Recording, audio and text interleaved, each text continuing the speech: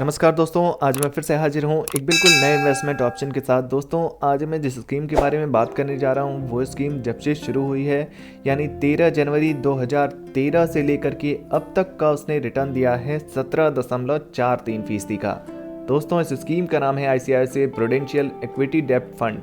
दोस्तों, ICICI prudential equity and डेब्ट fund ने पिछले 5 वर्षों में 16.85% का रिटर्न दे दिया है। और अगर 3 साल के रिटर्न की बात की जाए तो ICICI प्रूडेंशियल इक्विटी डेब्ट फंड ने पिछले 3 सालों में 20.89% का रिटर्न दे दिया है।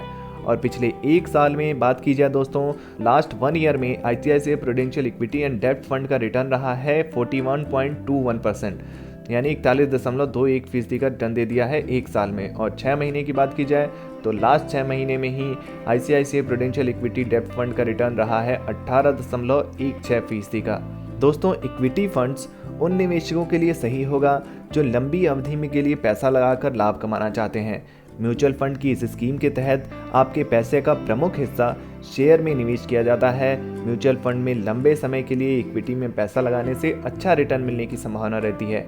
वहीं दोस्तों, डेट फंड का जो मुख्य उद्देश्य होता है वो निवेशकों को सुरक्षित निवेश के जरिए लाभ प्रदान करना होता है।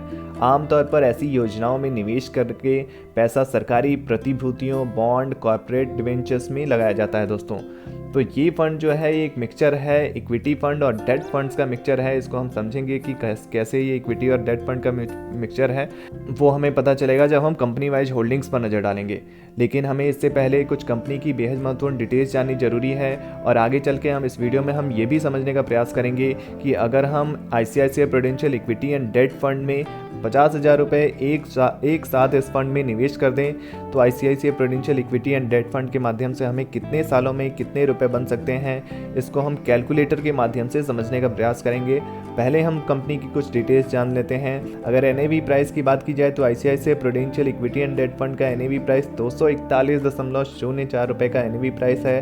अगर रेटिंग की बात की जाए दोस्तों, तो अगर आप म्यूचुअल फंड में रेटिंग देखकर म्यूचुअल फंड खरीदना पसंद करते हैं तो इस फंड की रेटिंग 4 स्टार की दी गई है। काफ़ी अच्छी रेटिंग होती है, 4 स्टार की रेटिंग। और अगर आप SIP यानी हर महीने थोड़े थोड़े पैसे निवेश करना चाहते हैं इस फंड में तो मिनिमम आपको मात्र 100 रुपये से शुरुआत कर सकते हैं। आप इस फंड में मिनिमम आप 100 रुपये से शुरुआत कर सकते हैं, मैक्सिमम की कोई भी सीमा नहीं होती है। और अगर आप लमसम के जरिए दोस्तों निवेश करना चाहते हैं यानी कि FD और RD की तरह एक साथ निवेश एक मुश्त पैसा डालना चाहते हैं ICICI प्रूडेंशियल इक्विटी एंड डेब्ट फंड में तो मिनिमम आपको 5,000 रुपये से आपको शुरुआत करनी होगी। मिनिमम अमाउंट है 5,000 रुपये, मैक्सिमम की कोई भी सीमा नहीं होती है। दोस्तों, आप कितने भी पैसे एक साथ डाल सकते हैं ICICI प्रूडेंशियल इक्विटी एंड डेब्ट फंड में। दोस्तों, इस फंड का अगर फंड साइज देखा जाए तो 18,303.36 करोड़ रुपए का फंड साइज है। और आइए दोस्तों, अब कंपनी वाइज होल्डिंग्स पर नज़र डाल लेते हैं। ICICI bank limited, NTPC limited, भारतीय Airtel limited, oil and natural gas corporation limited, Tata motors, DVR limited, Hindalco industries limited में इन्वेस्टमेंट करा गया है। और Axis bank, HCL technologies limited और इन्फोसिस लिमिटेड में भी इन्वेस्टमेंट किया गया है दोस्तों।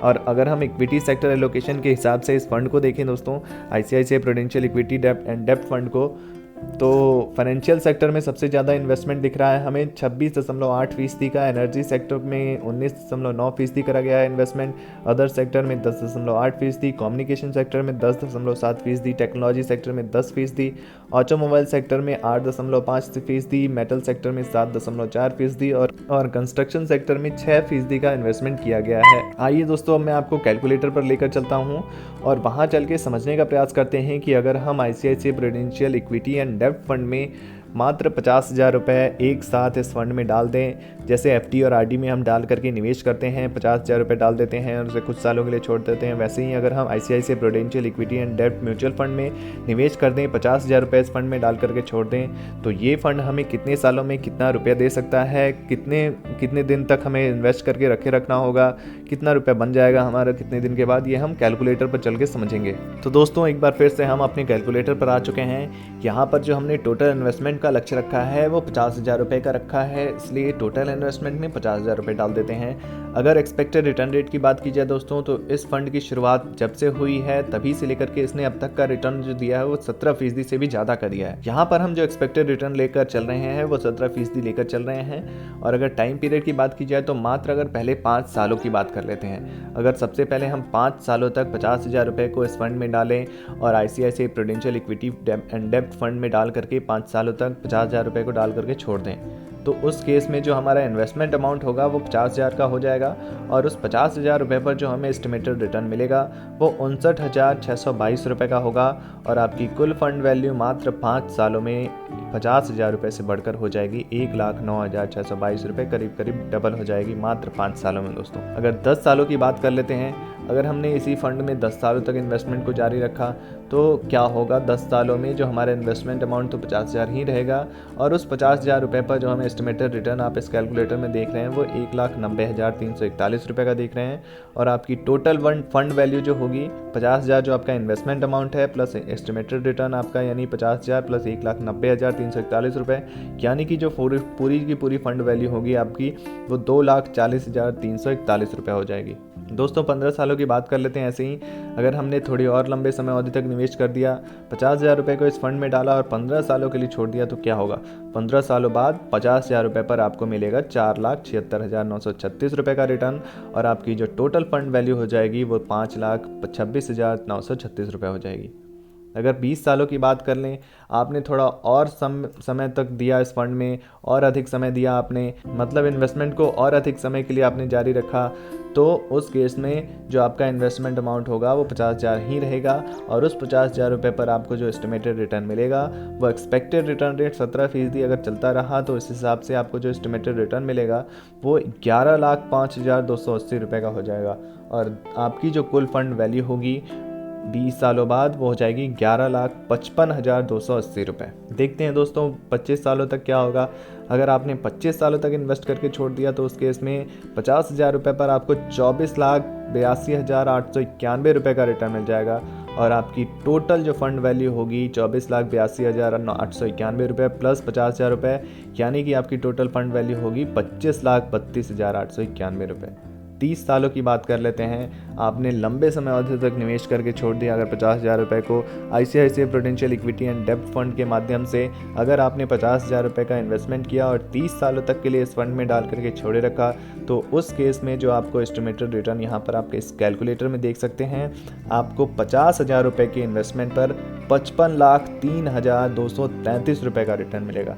और आपकी जो टोटल फंड वैल्यू होगी वो हो जाएगी 55,53,233 रुपये। दोस्तों आप सोच भी नहीं सकते हैं 50,000 रुपये के छोटे से इन्वेस्टमेंट से आप 55,53,233 रुपये बनाने में सफल हो सकते हैं। अगर आपने लंबा समय दिया इस फंड में, ICICI प्रूडेंशियल इक्विटी एंड डेब्ट फंड के माध्यम से आप एक बहुत बड़ा फंड तैयार कर सकते हैं। आप इस कैलकुलेटर में मैं दिखा चुका हूँ आपको, यहाँ पर आप देख सकते हैं। यहाँ पर आपका जो 50,000 का इन्वेस्टमेंट है वो 55,53,233 रुपये में बदल जाएगा।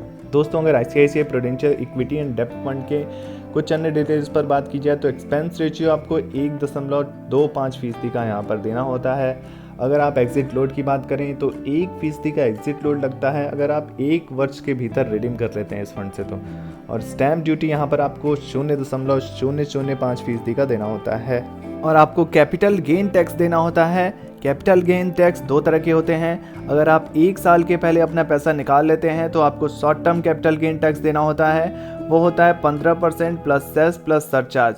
और वहीं अगर आप 1 साल के बाद पैसा निकालते हैं तो आपको long term capital gain tax देना होता है, जिसमें आपको 1 लाख तक कोई भी टैक्स नहीं देना होता है। अगर आपका कैपिटल गेन 1 लाख से ऊपर होता है तो आपको 10% प्लस सेस प्लस सरचार्ज देना होता है। तो दोस्तों ICICI प्रूडेंशियल इक्विटी एंड डेब्ट फंड की ये जानकारी कैसे लगी कमेंट बॉक्स में ज़रूर लिखिए। वीडियो से जुड़ा कोई प्रश्न है तो आप पूछ सकते हैं। और ऐसे ही नए इन्वेस्टमेंट ऑप्शन के लिए हमारे इस चैनल को सब्सक्राइब करना बिल्कुल ना भूलें।